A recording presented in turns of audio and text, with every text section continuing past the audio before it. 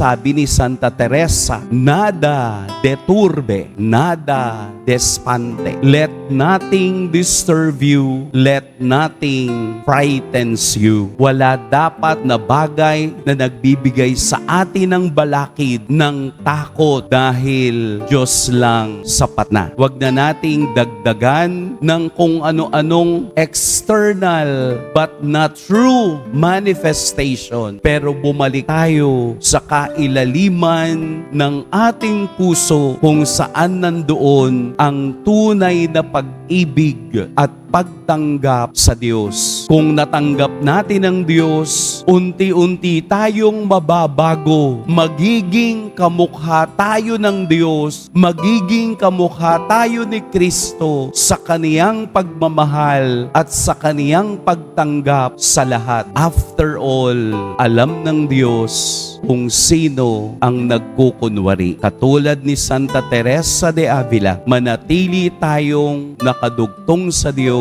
sapagkat kung nasa atin ang Diyos, siya lang sapat na. Pagpalain tayo ng poong may kapal.